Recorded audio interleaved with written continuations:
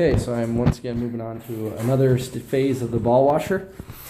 So what I've got here is kind of a enlarged version of the final product, but there's the light sensor at the top. So if we look in, there's a laser hitting a light detecting resistor. If you look in there, you'll see a little cardboard piece, and it's making kind of a cross section. And what that is doing, that'll stabilize the air coming out so the ball will not be bouncing all around when it floats out of the tube. But then we've got all the sensors coming down. We've got the fan right here, and then not only do we need a fan, but the water is going to pass through all this down into the reservoir, which will be down here at the bottom. And there's just an end cap down at the very bottom there that you can unscrew to drain the water. But then there's the intake fan. So this fan right here is going to blow air into the whole system, and then the fan up here will actually blow that same air up towards the top. If I didn't have a fan blowing air in, there wouldn't be enough air in the system already to force out. So then you'd get no air on the, not enough air pressure at the very top.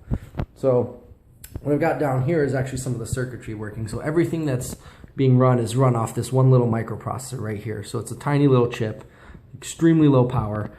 We've got this green LED right here. That will eventually go inside the tube itself.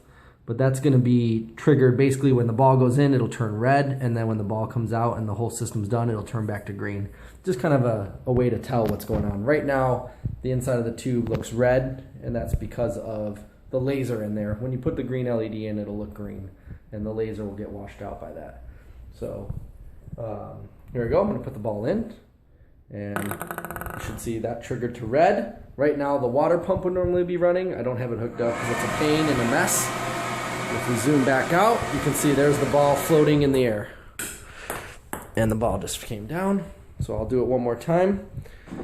Zoom out a little bit more here so the ball's in. After a few seconds after the wash, the fans will turn on. And there the ball's floating again.